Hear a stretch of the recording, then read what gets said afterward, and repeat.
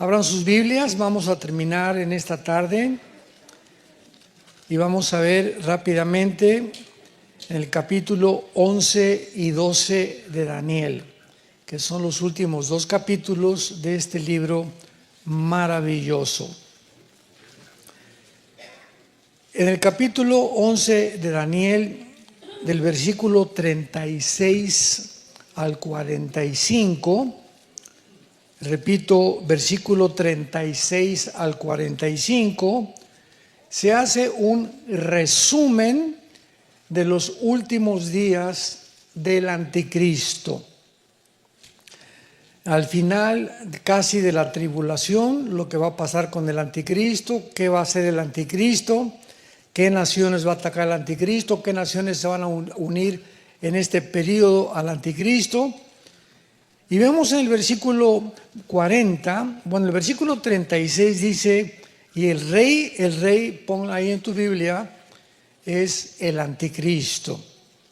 De aquí al 45 es la persona del anticristo de una forma muy, pero bastante gráfica. El rey hará su voluntad y se ensoberbecerá, se engrandecerá sobre todo Dios. Ahí está ya, finalmente, no hay Dios más que Él.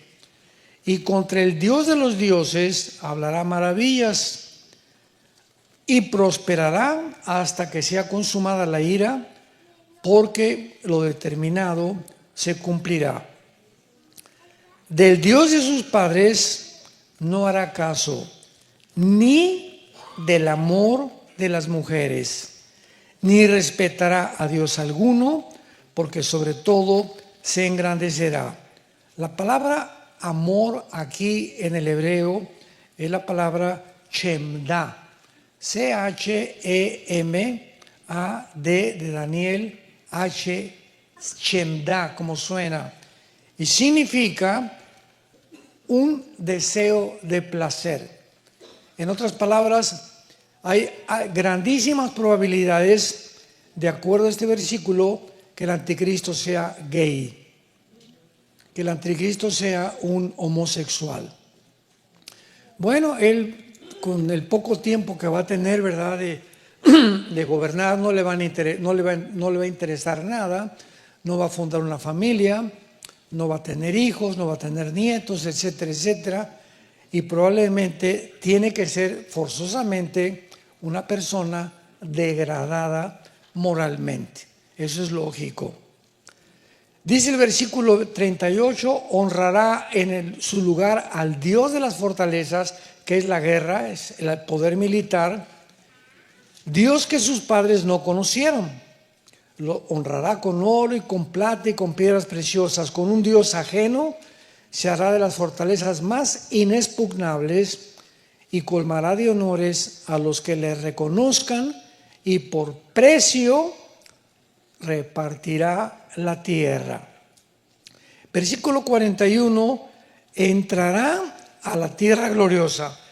Esto nos habla que el anticristo casi al final de su tiempo, ¿verdad?, entra a Jerusalén, que es la tierra gloriosa. Y muchas provincias caerán de sus manos, mas esto es interesante, ¿qué naciones van a escapar? Edom, Moab y la mayoría de los hijos de Amón. Muy bien, Edom y Moab y los hijos de Amón en la Biblia es la región de Jordania, es la nación de Jordania. Y los jordanos descienden de Lot. ¿Se acuerdan cuando Lot, vamos a ver más adelante, huyó de Sodoma y Gomorra antes de que fuera destruida? Y entonces Lot tuvo hijos con sus hijas, imagínense. Se metieron en la cueva y fue el primer incesto de la Biblia. Emborracharon a su papá y las dos hijas se metieron con su papá. Y de ahí nacieron esta generación de los edomitas y los moabitas, que fueron maldecidos durante todo el tiempo.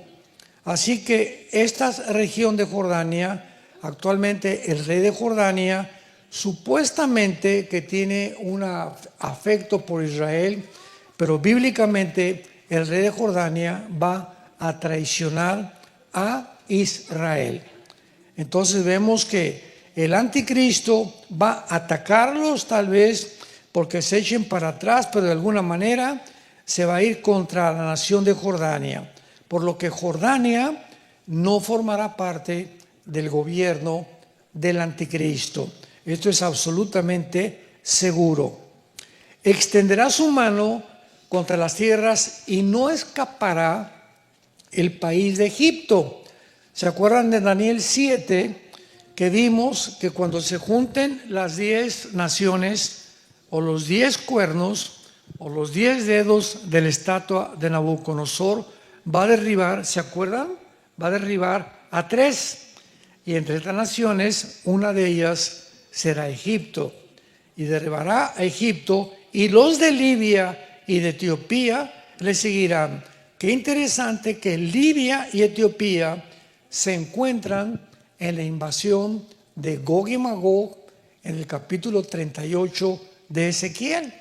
Libia y Etiopía aparecen con el nombre de Cus y de Fut, que en el capítulo 10 del Génesis descienden de Cam, que fue el hijo maldecido de Noé.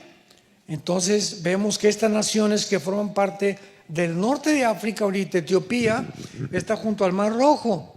Y precisamente de Etiopía está Sudán, que también va a pertenecer al anticristo, y los Hutis o los Hutis, que es un grupo terrorista de Yemen, en la península arábica, están controlando el Mar Rojo y bombardeando a Israel.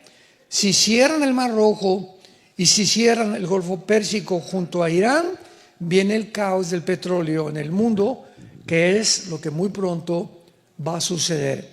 Entonces, todas estas regiones geográficas tienen conexión con lo que está pasando actualmente geográficamente. Pero noticias del oriente y del norte lo atemorizarán. Y en Apocalipsis 16 dice la Biblia, versículo 12 en adelante, y será abierto el río Éufrates para que pasen los reyes del oriente a la tercera guerra mundial, que ahí aparece con el nombre del Armagedón.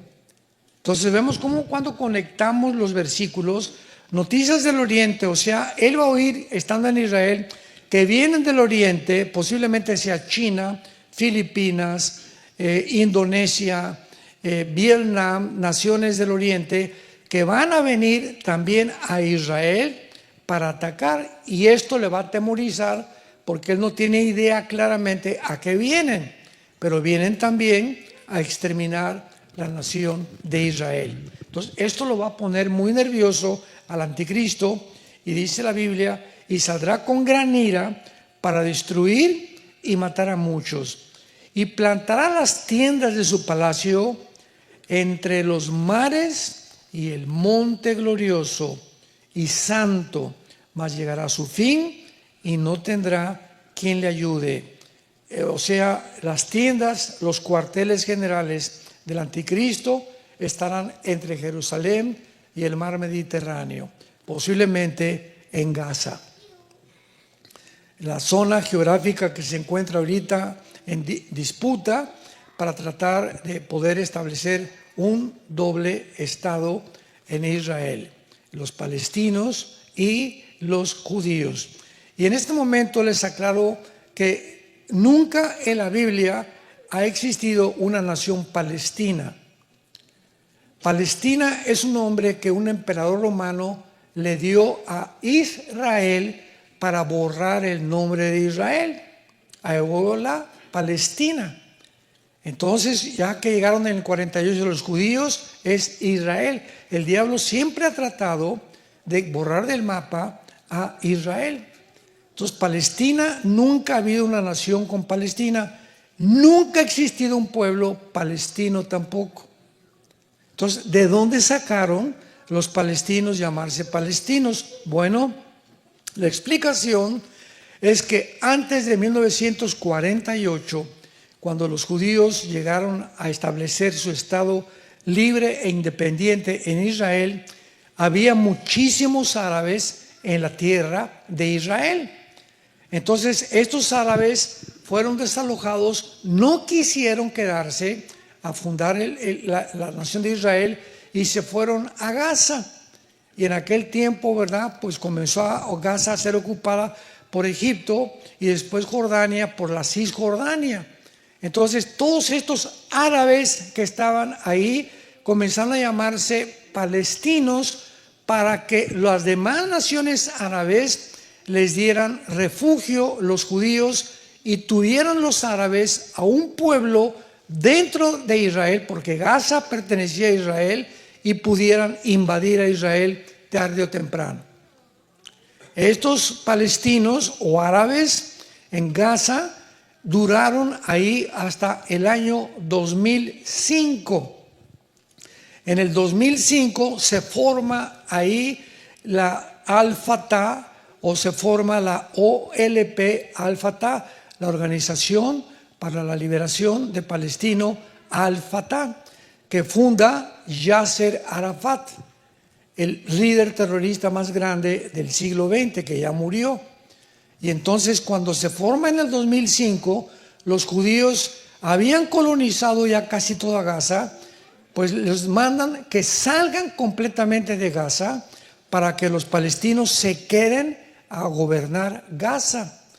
Y los judíos les dejaron gimnasios, les dejaron hospitales, les dejaron escuelas, les dejaron campos de fútbol y de diferentes cosas. Y cuando salieron los judíos para dejarles la tierra a ellos, quemaron las escuelas, quemaron los hospitales, quemaron los gimnasios, porque dijeron: no queremos que nada huela a judío.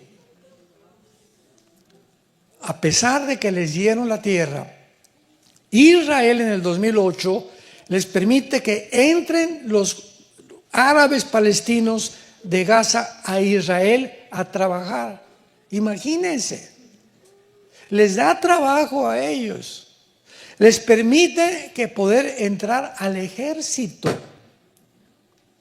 les permiten que podían tener todo menos votar, y les permiten que puedan tener casas y trabajar dentro de Israel. Y son todos estos árabes palestinos los que entraron a Israel desde el 2007-2008, los que hicieron la matanza del 7 de octubre.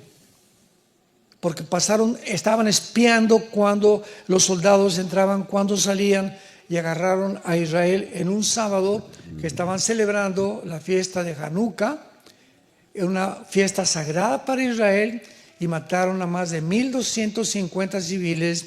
Se llevaron de rehenes a 250 bebés. Nunca en la historia está prohibido por el Instituto de Criminología de la Guerra llevar rehenes, tomar rehenes niños. Pues se llevaron bebés de 8 meses de nacidos de rehenes.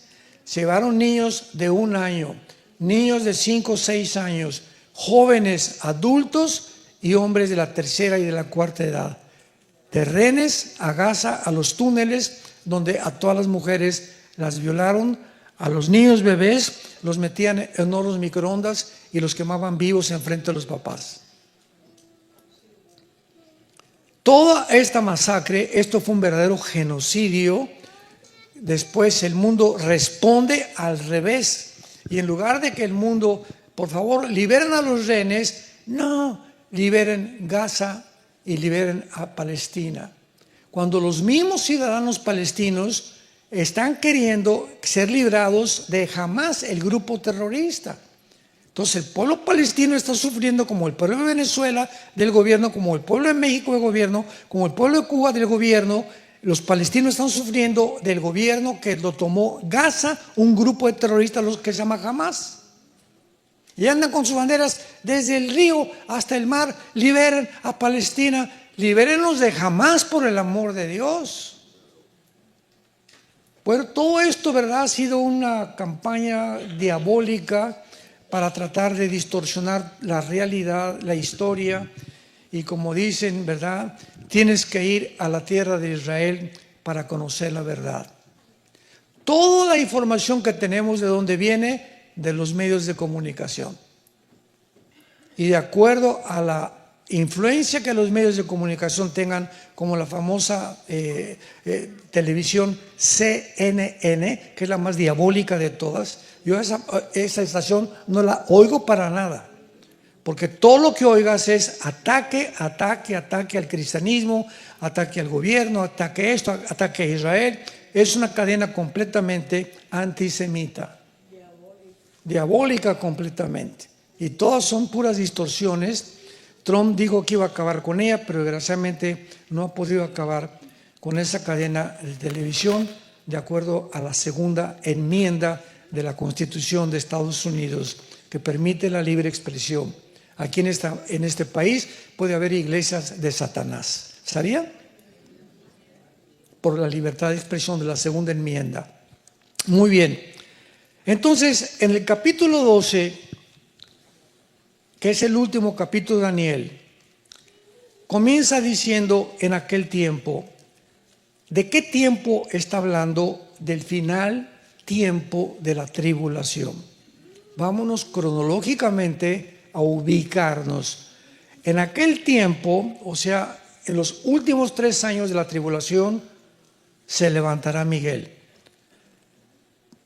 Esto está conectado con Apocalipsis 12, versículo del 8 al 10. Y vi una gran guerra en el cielo, donde Miguel y sus ángeles peleaban contra Satanás y sus ángeles, y fueron derrotados, y Satanás fue echado a la tierra con gran ira para perseguir a los judíos y a los cristianos que se convirtieron durante la tribulación. En aquel tiempo se levantará Miguel. Miguel es el arcángel de la nación de Israel. Es únicamente el arcángel de Israel. No es de San Antonio, no es de México, es el arcángel de Israel. Y lo dice aquí, el gran príncipe que está de parte de los hijos de tu pueblo. Y será tiempo de angustia. Esta frase, tiempo de angustia, et sará en el hebreo, significa el tiempo o el final de la tribulación, que también lo encontramos en Jeremías 30, del 6 al 8, donde dice, habrá tiempo de angustia para Jacob. Jacob representa a Israel. Y comienza a narrar y termina Daniel sin que él supiera cuando escribió esto a qué se refería el tiempo de angustia. Tiempo como nunca desde que hubo gente habrá hasta entonces. Esto está igual a Mateo 24, 21 y 22. Jesucristo dijo, habrá gran tribulación como nunca jamás la ha habido. O sea, siempre ha habido tribulación, siempre ha habido guerras, etcétera, etcétera, temblores, tsunamis. Pero en este tiempo dice como nunca lo ha habido. Porque los juicios de Dios que están en Apocalipsis, que son 21, 7 sellos, 7 trompetas, 7 copas, el mundo no ha conocido nada semejante al sufrimiento que habrá en este planeta. Gracias a Dios que nosotros ya no estamos aquí. Pero en aquel tiempo, vamos a poner ya mucha atención a esto, será libertado tu pueblo. No será hasta el final de la tribulación, cuando Israel deje de ser perseguido. Cuando el momento que ya los ejércitos del mundo en el valle del Meguido o en el valle de Josafat, Joel capítulo 3, rodean a Israel para aniquilar, exterminar a Israel, viene Jesucristo con todos nosotros, pero primero Jesucristo viene en una nube y se para en Petra. Ahí se van a esconder muchísimos judíos. Después de Petra, él llega al monte de los Olivos, se para en el monte de los Olivos, se hace un valle grandísimo, Zacarías 14 del 1 al 5, y ahí en ese tiempo dice la Biblia que los judíos verán al Mesías, llorarán, se ha derramado un espíritu de gracia y de perdón en sus vidas, Romanos 11, 25 y 26, y todo Israel será salvo.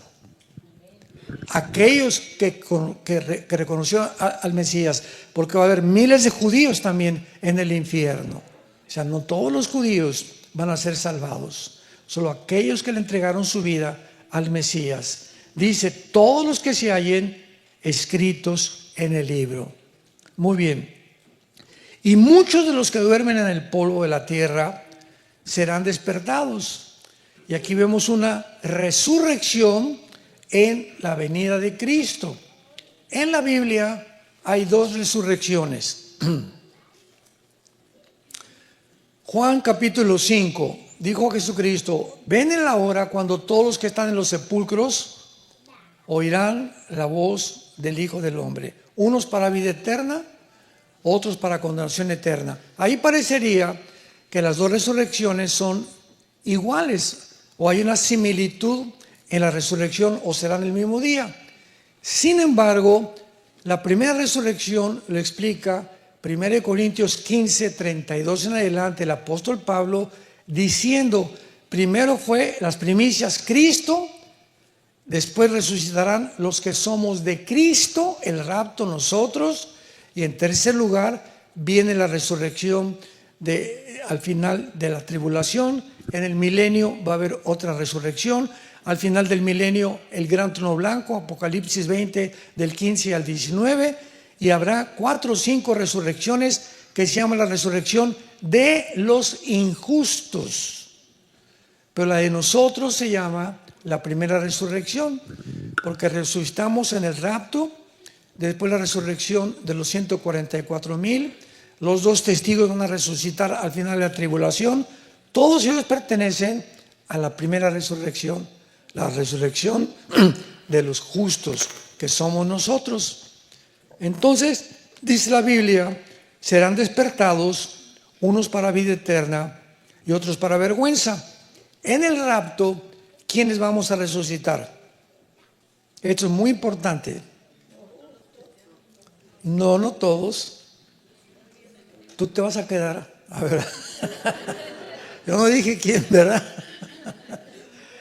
En el rapto vamos a resucitar solamente los cristianos desde Pentecostés hasta nuestros días.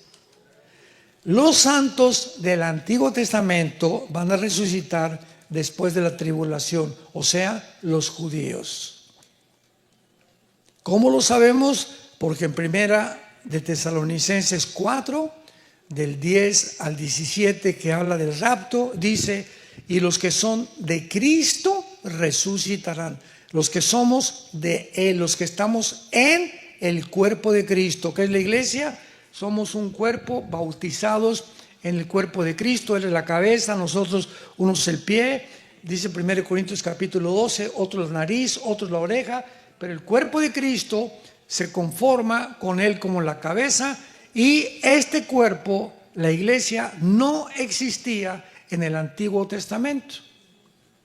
En el Antiguo Testamento no había nacido de nuevo. No había, repito, el Espíritu Santo entraba a una persona y se salía de la persona. La iglesia es la morada ahora del Espíritu Santo, habitando entre nosotros. Entonces, desde el rapto a nuestros días, solamente los cristianos que le entregaron su vida y siguieron a Jesús, vamos a ser arrebatados y no vamos a experimentar qué es morir. Porque el rapto era un misterio. 1 Corintios 15, 52, 53. Y aquí os digo un misterio, dice Pablo. Muchos que estamos dormidos no vamos a dormir, no vamos a morir. ¿Qué es el rapto? Una generación de seres humanos que no vamos a atravesar la muerte. De repente ahorita saliendo, mañana, no sé, un mes, un año, miles de personas desaparecieron del mundo. Pilotos que van a chocar porque los aviones, el piloto era cristiano y se chocó el avión. Congestionamiento en las carreteras de tránsito, los hospitales vacíos de bebés, porque todos los bebés y todos los niños menores, ¿verdad?, de 5, 6, 7 años desaparecerán. Jesús dijo, el reino de los cielos, dejad que los niños se acerquen a mí. Los niños le pertenecen a Dios, son los que se van a ir con nosotros. Va a haber una confusión impresionante en el mundo y van a tener que contestar, se los llevaron los ovnis. Va a ser la respuesta de los científicos a la desaparición de millones de personas en el mundo. Versículo 3, y los entendidos, sakal en el hebreo, sakal es la palabra entendidos, que significa los que están, escuchen esto, los que están conscientes de la realidad. O sea, todo el mundo vive una fantasía. Platicábamos del Foro Económico Mundial, que son los mejores genetistas, políticos, diplomáticos, politólogos, ex embajadores y presidentes, creyendo que van a crear una raza superior. Viven, ¿verdad?, completamente peor que marihuanos. Yo siempre les digo, son marihuanadas. No viven la realidad. ¿Quién es la única persona? Porque hay personas que viven, son muy, muy positivas, otros que son muy, muy negativas, y el cristiano no es ni muy positivo ni muy negativo, el cristiano vive en medio. El balance es el estado perfecto del ser humano. Y este balance, estar en medio, ni para acá ni para allá, sino en medio, es la única forma que se logra teniendo a Cristo como tu Salvador. Y somos los que debemos de vivir la realidad. Somos los que estamos conscientes de lo que está pasando en el mundo. Y no nos extraña ni nos asusta ya nada. Cayó el dólar, que cayó esto, que el petróleo, no nos asusta nada. La paz que sobrepasa todo entendimiento guarda nuestros pensamientos en nuestro corazón en Cristo Jesús. Porque mi Señor me dice, nunca te voy a dejar, nunca te voy a abandonar. Entonces, ¿por qué te asustas? ¿Por qué temes, hombre? El temor a Dios es lo que nos mantiene tener paz en el corazón. Y da una señal el Espíritu Santo, versículo 4, que en los últimos tiempos el mundo, la ciencia, el conocimiento aumentará. Como ya lo vimos en las conferencias pasadas, el siglo XX fue el resurgimiento completamente de la ciencia nuclear, de las medicinas, se inventó la televisión, los focos, las píldoras anticonceptivas, todo se inventó a partir del siglo XX. Culminó con los satélites de comunicación, culminó con el iPhone en el 70, las computadoras, los chips, las iPads y todo lo que estamos ya ahorita en el siglo XXI, que ya ahorita es, nada nos sorprende y llegamos hasta la inteligencia artificial, que es lo último que el ser humano va a llegar, donde será usado por Satanás la inteligencia artificial, tarde o temprano, y por el anticristo. Ahora bien, dice el versículo 5, y Daniel miré, y otros dos que estaban en pie, el uno a este lado del río y el otro al lado del río. Daniel estaba en el río Tigris. El río Tigris y el río Éufrates corren principalmente desde Turquía y desembocan en el Golfo Pérsico. Son casi 2000 kilómetros lo que tiene el río, y Daniel se encontraba ahí en Medio Oriente, en el río Tigris, y dice Daniel que entonces vio un ángel en el río, uno de este lado de la orilla del río y otro lado del otro lado del río, y de repente vio a uno flotando sobre las aguas, a un tercer ángel parado, versículo 6, varón vestido de lino, que estaba sobre las aguas del río, y le preguntó a Daniel, ¿cuándo será el fin de estas maravillas? O sea, ¿hasta cuándo terminará la persecución contra nosotros? ¿Cuándo terminará su plan Dios para Jerusalén, el templo y los judíos? Y el varón vestido de lino, que estaba sobre las aguas del río, alzó su diestra y su siniestra al cielo. Hizo esto, su diestra y su siniestra. Nunca en el Antiguo Testamento una persona para jurar levantaba las dos manos, siempre levantaban una mano. Nosotros, por ejemplo, un presidente cuando va a jurar, jura sobre la Biblia, ¿verdad? Y nada más pone una mano, no pone las dos. Pero cuando son las dos manos, implica algo sobrenatural. O sea, el que estaba jurando era un ángel del cielo y confirmaba con levantar la mano izquierda y la mano derecha que lo que va a decir es y viene directamente del trono de Dios. Alzó su diestra y su siniestra y juró. Fíjense nada más, a nosotros se nos prohíbe jurar, ¿se acuerdan? No juréis ni por esto ni por Dios, mucho menos jamás que vuestro hablar sea sí y no. Y no, te juro por Diosito Santo, te juro por mi mamá. Eso no debemos hacerlo. Si no me crees, no me creas. Yo te estoy diciendo la verdad. Es como debemos hablar nosotros entre hermanos cristianos. La palabra es muy importante. Juró por el que vive por los siglos de los siglos, que es Dios, que será, ahí está, por tiempo, tiempos y la mitad de un tiempo. Moed, Moed y Chetzi, que significa tiempo, un año, medio tiempo y la mitad de un tiempo entero, o sea, 3 años y medio. Juró por 3 años y medio. Y cuando se acabe la dispersión o la persecución del poder del pueblo santo, cuando se acabe la persecución de los judíos, todas estas cosas serán cumplidas. ¿Cuándo será el final de la persecución? Hasta que Cristo regrese. Hasta que Cristo regrese, el pueblo judío y nosotros seremos perseguidos. Y hasta ese momento se van a terminar, porque ya reinaremos con Cristo durante 1000 años. Y Daniel contestó: yo oí, mas no entendí.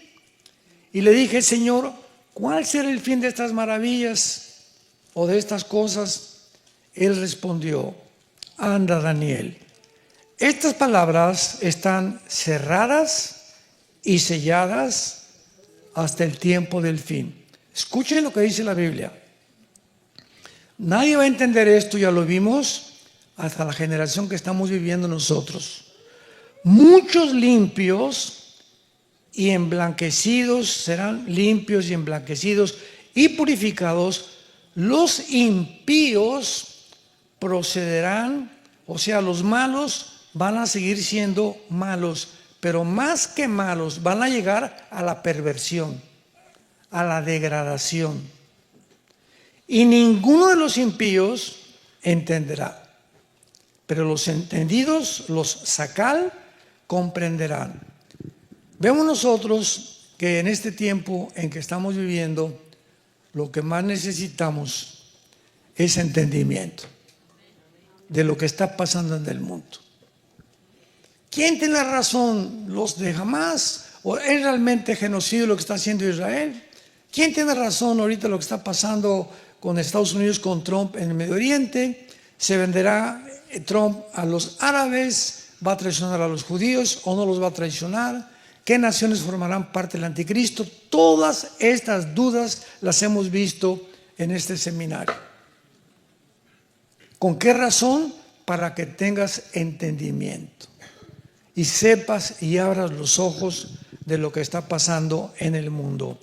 Vayamos a Mateo 24 y veamos lo que Jesucristo dijo acerca de los tiempos en que estamos viviendo actualmente.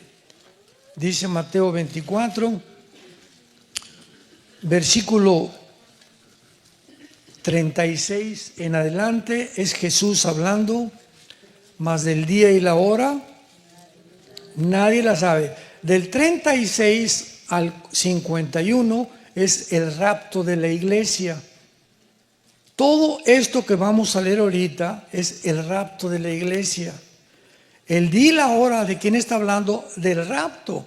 No está hablando de la segunda venida, porque la segunda venida viene con fenómenos cósmicos, se va a oscurecer el sol, los que estén en la tribulación, cuando el anticristo entre a ofrecer la abominación desoladora, los cristianos cuando vean esto o lo oigan, van a saber y van a comenzar a contar los días hasta los 3 años y medio y sabrán cuándo viene Jesucristo. En aquella época, nosotros cuando dice el día y la hora, se refiere, ni aun los ángeles, se refiere al rapto de la iglesia, no a la segunda venida de Cristo. Mas como en los días de Noé, así será la venida del Hijo del Hombre. Como en los días antes del diluvio estaban comiendo, bebiendo, casándose y dándose en casamiento, hasta el día que Noé entró en el arca y no entendieron. No ginosco. Esta palabra en el griego, ginosco, es un conocimiento por experiencia. No les bastó la prédica de Noé, no les bastó ir a la iglesia los domingos, no les bastó ir a los estudios, no les bastó el ver que el mundo se estaba derrumbando alrededor, los temas filosóficos, los temas de gobierno, los temas económicos, todo se está derrumbando actualmente en el mundo. Ya nadie sabe qué es verdad, qué es mentira, qué es realmente, y si hay una verdad absoluta, porque no entendieron, por no tener entendimiento, y así pasó en los tiempos de Noé. No entendieron hasta que vino el diluvio y se los llevó a todos. Y dice el versículo 40, entonces estarán 2 en el campo, el uno será tomado y el otro dejado. 2 mujeres estarán moliendo en un molino, la una será tomada y la otra será dejada. Esto es el arrebatamiento de la iglesia. Unos dicen que los que se van a ser tomados van a ser los malos y que se van a quedar los buenos. Esto es ridículo, absolutamente. Entonces, ¿de qué está hablando Jesucristo? Que de repente vas a amanecer mañana y de repente tu esposo ya no está, o tu esposa ya no está. Y va en el campo, van a estar labrando y va a estar el labrador, y a lo mejor la esposa ya no está y el esposo sí está, o a lo mejor ninguno de los dos está y los hijos se quedaron. Pero en el rapto va a haber una división impresionante de familias, de maridos que se convirtieron o mujeres que se convirtieron y maridos no que se convirtieron, o los hijos. Y es lo que significa, uno será dejado y otro será tomado. Los que se van a quedar, ¿para qué se van a quedar? Pues para la gran tribulación. Entonces no puede estar hablando de la segunda venida de Cristo. Está hablando del arrebatamiento de la iglesia. Y lo corrobora lo que seguimos leyendo. Velad pues porque no sabéis, ahí está. La segunda venida, sí se sabe, los que estén en la tribulación, cuando viene Cristo. Hay cantidad de señales que van a tener. Nosotros no sabemos a qué hora viene el Señor. Pero sepan esto, que si el padre de familia supiera a qué hora el ladrón habría de venir, velaría y no dejaría minar su casa. Por tanto, ustedes también están preparados. ¿Se acuerdan Mateo 25, la parábola de las vírgenes? Que eran 10 vírgenes con sus lámparas y se oyó la voz del esposo, que es el rapto. Y cuando oyeron la voz del esposo, 5 de las vírgenes tenían lámpara. La lámpara, el aceite significa, la Biblia, el aceite, el Espíritu Santo. Entonces estaban 10 mujeres, 10 vírgenes, y la iglesia es retratada como una virgen. Según de Corintios 11, como una virgen los desposé para Cristo, dijo el apóstol Pablo. Entonces está retratando las 10 vírgenes a la iglesia. La mitad están con la Biblia, sí tienen la Biblia, pero nunca el diablo es más diablo que cuando tiene la Biblia. Los mormones tienen la Biblia, hay hindúes que tienen la Biblia, hay cantidad que tienen la Biblia y no son cristianos. Necesitas la Biblia más el Espíritu Santo, que es el aceite. Entonces vino la voz del esposo y los que tienen el aceite corrieron y se fueron con el esposo, y las otras llegaron, ábrenos la puerta. Y dice Jesús algo tremendo, que sabemos que no eran salvas. Yo no las conozco. Y dice 1 Timoteo 5, Dios conoce a los que son suyos. Y entonces me dirán, Señor, Señor, hablamos lenguas, hicimos milagros. Y les diré, nunca los conocí, hacedores de maldad. Entonces vemos que debemos estar preparados, llenos del Espíritu Santo, para irnos en el arrebatamiento de la iglesia. Y veamos algo semejante en Lucas 17 con el tiempo de Lot, lo que pasó con Sodoma y con Gomorra. Dice así, Lucas 17, versículo 28. Asimismo, otro ejemplo, ¿cómo sucedió en los días de Lot? Comían, bebían, compraban, vendían, plantaban, edificaban. Pregunta me detengo aquí. ¿Es pecado comer? ¿Es pecado beber? ¿Es pecado plantar y edificar? ¿Por qué se usan estas palabras que no son pecado como ejemplo de lo que la gente estará ocupada cuando venga Jesús? Porque lo vimos en Mateo 24. Comían, bebían igualmente, plantaban, se casaban. No hay pecado con todo esto. Pero dice, no entendieron. O sea, comían, plantaban, vivían, se casaban sin tener en cuenta a Dios. Hay muchas cosas que la gente hace. Yo no peco, pero no tienen en cuenta a Dios. Viven sin Dios. Son peor que los ateos. Entonces, no implica muchas veces el ser muy malo para que tú te puedas condenar. Porque hay personas, ¿verdad?, que no creen en Cristo, o perdón, al revés. Hay personas que dicen que creen en Cristo, pero viven como ateos. Su Biblia la leen solamente el domingo o una vez a la semana. Nunca oyen conferencias, nunca tienen estudios bíblicos. Viven como ateos. Y dicen que conocen a Dios. Si conoces a Jesús, lo sigues. Y no puedes seguirlo sin la palabra de Dios. Versículo 29. Mas el día que salió Lot de Sodoma, llovió del cielo fuego y azufre y los destruyó a todos. Así será el día en que el Hijo del Hombre se manifieste. En aquel día, vean la repetición, el día, el día, el día. En aquel día, el que esté en la azotea y sus bienes en casa, no descienda a tomarlos. El que esté en el campo, no vuelva atrás. Acuérdense de la mujer de Lot. ¿Se acuerdan qué le pasó a la mujer de Lot? Génesis capítulo 19. Llegó el ángel a Sodoma. Desde los niños, jóvenes y adultos eran homosexuales. Habían ya pervertido a los infantes, los sodomitas. Y cuando llegaron los ángeles para sacar a Lot, le dijeron, vámonos porque Dios va a destruir estas ciudades. Entonces fue Lot con sus parientes, vámonos, y nadie le hizo caso a Lot. Había perdido su testimonio tan grave, Lot, que ni su familia creía en él. Y cuando ya iban saliendo de Sodoma, venía la esposa y las dos hijas y les dijo al ángel, no volteen atrás. Todo esto tiene una teología espiritual. No volteen atrás. Pues ahí van corriendo, saliendo de la ciudad, y la esposa de Lot hace esto. Y cuando voltea para atrás, se convierte en una estatua de sal. ¿Se acuerdan qué significa la sal? En Mateo capítulo 5, ustedes son la sal del mundo. La sal es la que preserva la comida, la que evita que la carne se eche a perder rápidamente. Entonces, mientras el cristiano mantiene su testimonio, estamos salando al mundo. Somos los únicos que le damos sabor a la gente. Los que podemos darle sabor para vivir a la gente. Y cuando una persona como la esposa de Lot voltea para atrás, ¿qué significa? Que el corazón de la esposa nunca estuvo en Dios.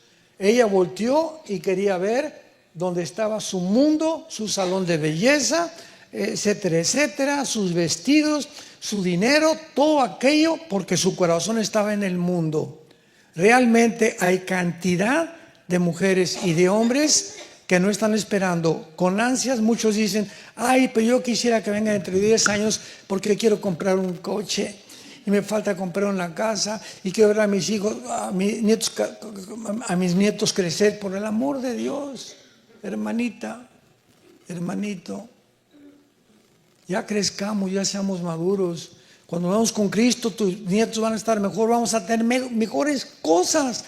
Si tu corazón está en este mundo y tus ojos están en este mundo y en las cosas del mundo, es porque no amas a Dios. El que ama al mundo no ama a Dios. Almas adúlteras, ustedes aman más a Dios, al mundo que a Dios. Dice Santiago, 1 de Juan capítulo 2. Y si tenemos ese concepto de la vida, dice, acuérdense la mujer de Lot, o sea que cuando venga Jesucristo va a haber muchos cristianos con su corazón y su mirada en el mundo. Se van a quedar. La esposa de Lot no salió, ahí se quedó congelada, como una estatua de sal, como un ejemplo para antes de que venga Jesucristo. Ahora, si la Biblia está comparando dos épocas, que es la de Noé y la de Lot, es interesante que vayamos al capítulo 6 del Génesis y podamos entender ya con más profundidad por qué Dios compara la época de Noé y por qué comparó la época de Lot. En la época de Noé, antes del diluvio, los ángeles caídos, de acuerdo al libro de Enoc, bajaron al monte Hermón, que es la frontera entre Siria e Israel, y atacaron a las mujeres, hijas de los hombres, y de alguna manera alteraron la genética humana. Es el primer intento del transhumanismo en el capítulo 6 del Génesis. Y de esta mezcla, ángeles, mujeres humanas, procrearon gigantes de 4 o 5 metros de altura, llamados los Nefilim, que lo dice el versículo 4 de Génesis 6. Había gigantes en la tierra después que se llegaron, o sea, después que se mezclaron los hijos de Dios a las hijas de los hombres y les engendraron hijos. Y la palabra gigantes es la palabra hebrea Nepilim, con H intermedia, que significa los caídos. Viene la raíz napal, que significa caerse. ¿Quiénes son los caídos? Los ángeles caídos que cayeron con Lucifer. Bueno, produjeron gigantes con 12 dedos en las manos y 12 dedos en los pies.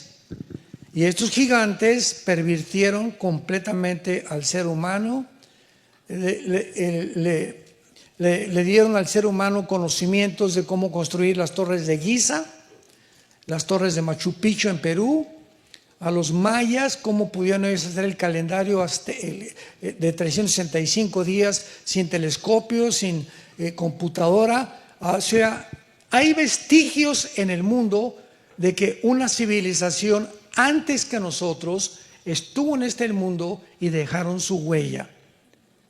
Y esta civilización que estuvo antes de nosotros, le llaman en Discovery Channel, en el National Geographic, le llaman los extraterrestres.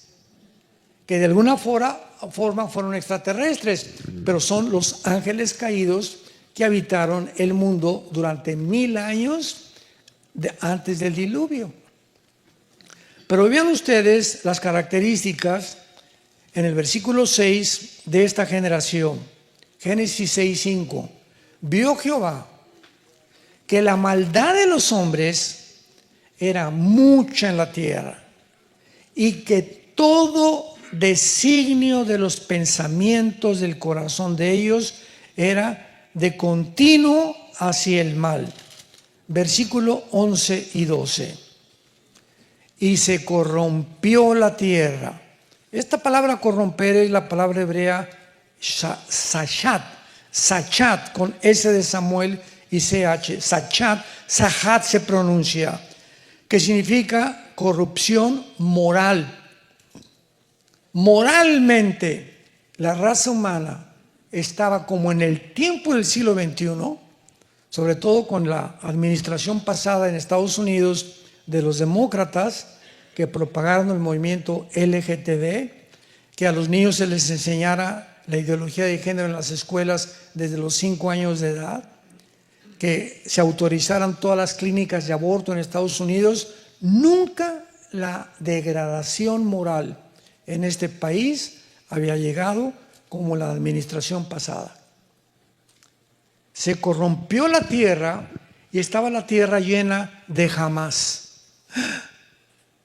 De Hamás. ¿Qué significa la palabra Hamás? El nombre del grupo terrorista de Gaza significa violencia. Qué interesante. Y estaba la tierra llena de violencia. Es la palabra Hamás en el hebreo. Y Dios miró la tierra y estaba corrompida porque toda carne había corrompido su camino sobre la tierra. Esta degradación moral a la que hemos llegado no tiene nombre.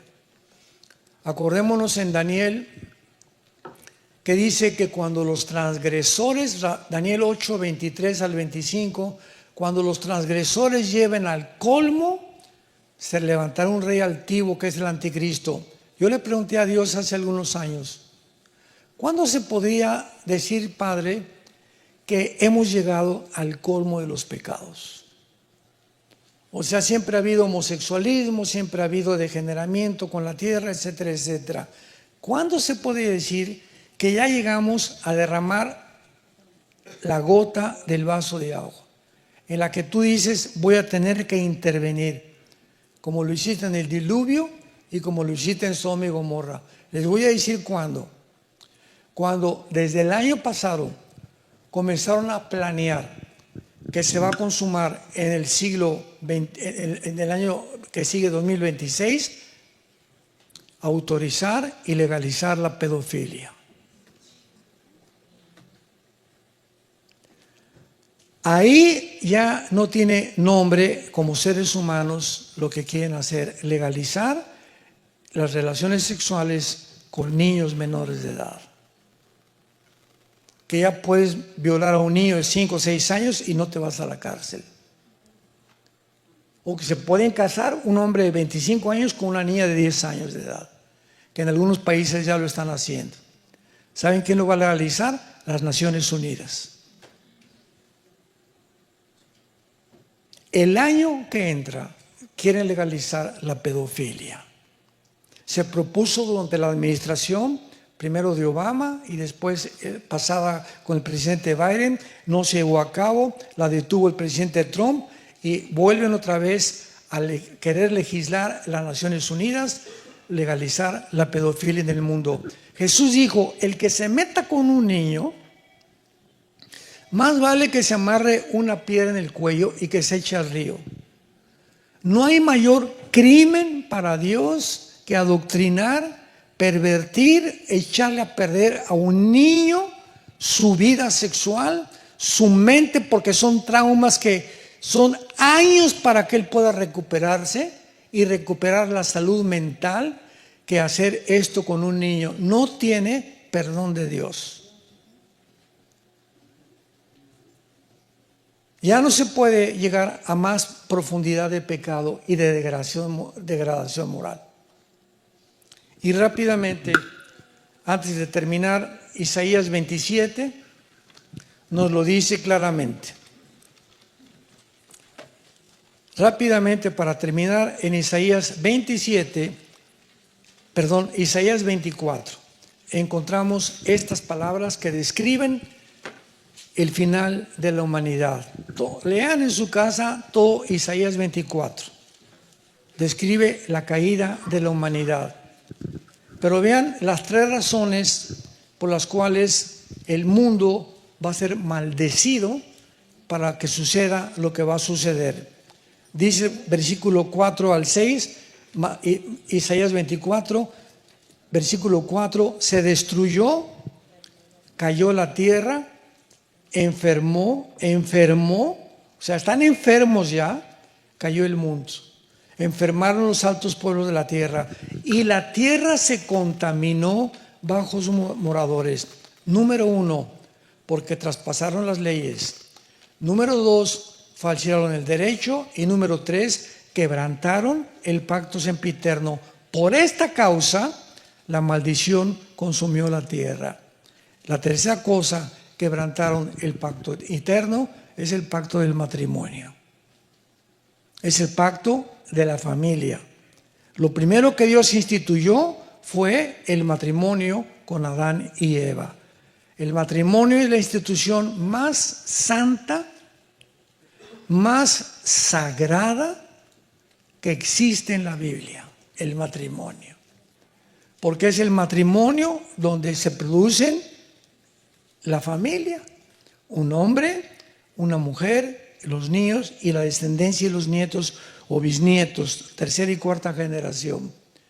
Pero cuando el matrimonio ya se detiene y se redefine, ahora se puede hacer hombre con hombre y mujer con mujer, y además darle a un matrimonio de hombres y un matrimonio de mujeres, darles a adoptar niños, ya es el acabose. Ya están enfermos, completamente enfermos. Por eso Dios hizo varón y hembra, porque los muchachos necesitan el patrón de tener un padre. Los niños tienen que identificarse con nosotros, las niñas con las mujeres. Y yo no le puedo dar a una niña lo que mi esposa le puede dar, ni tampoco puede dar a mi esposa a lo que yo le puedo dar a mi hijo varón. Por eso es entre dos sexos el matrimonio, hombre-mujer, pero cuando son dos mujeres y dos hombres, echamos a perder el diseño original de Dios. Nos hemos pervertido, estamos enfermos. La humanidad está enferma. Y peor todavía que van familiares a la boda se casa mi Riquín con Carlín. Y ahí van, oiga hermano, ¿puedo ir al matrimonio de mi hijo porque es gay? Hermana, ¿estás enferma tú también? ¿Estás enfermo tú también? ¿Estás enfermo tú también? Hemos perdido completamente el contacto con la realidad, ¿se dan cuenta? Es un mundo ya irreal, es un mundo de fantasía, un mundo completamente de perversión. Por esta causa, la maldición vino a la tierra y no tarda en caer esta maldición, que son los juicios del Apocalipsis sobre una humanidad rebelde, terca, que ha luchado en contra de los mandamientos establecidos en su palabra. Yo les pido a todos ustedes en esta tarde que inclinemos su cabeza y ahí desde tu lugar. La Biblia dice: mas Dios muestra su amor para con nosotros, en que siendo aún pecadores, Cristo murió por nosotros. El que no conoció pecado, por nosotros se hizo pecado, para que nosotros fuéramos hechos la justicia de Dios en él. Mas él herido fue por nuestras rebeliones, despreciado y desechado entre los hombres. Como que escondimos de él el rostro, fue menospreciado y no lo estimamos. Mas ciertamente él llevó nuestras enfermedades, nuestros dolores, y el castigo que merecíamos fue puesto sobre el Hijo de Dios. En esta mañana Dios te dice: te amo. Dios nos ama. Pero hay algo que ha impedido que tú te acerques a Dios y que Dios también se acerque a ti para vivir en tu vida. La Biblia le llama el pecado. Este pecado Cristo lo quitó de en medio, y cuando recibes a Cristo en tu vida, Él abre el camino por medio de su sangre hacia la cruz. Porque fue en la cruz donde Dios se encuentra con el ser humano pecador, gracias a la muerte de su Hijo Jesucristo. ¿Qué tengo que hacer? Me preguntarás, para en esta mañana salir de este lugar con Jesucristo en mi vida. La Biblia dice, número 1, arrepiéntete de tus pecados. Reconoce que en este momento tu vida vive en pecado, que eres un rebelde, eres una rebelde contra los mandamientos de Dios. Y así, con todo y tu rebelión y con todo tu pecado, cree que en la cruz la sangre de Cristo nos limpia de todo pecado, y que a los 3 días resucitó de los muertos para darnos la esperanza de vivir con Él por toda la eternidad. Y dile estas palabras simplemente, que salgan de tu corazón. Señor mío y Dios mío, perdóname. No soy la persona que tú quieres que yo sea. Creo que en esa cruz pagaste por mí con tu sangre preciosa. Ahora te pido, yo pecador, que no merezco nada más que entres a mi vida y que por tu gracia me laves con tu sangre de todas mis maldades, de todos mis pecados, y me des el poder de la corta vida que me queda, vivirla para ti. Ya no quiero vivir para mí ni para mis pecados, quiero vivirla para ti. Te pido, Señor Jesús, que en este instante entres a mi vida. Te abro mi corazón para que entres como mi Señor y mi Salvador. Gracias por darme la vida eterna y gracias por perdonar mi vida, porque ahora la viviré para ti. En el nombre de Jesús. Amén.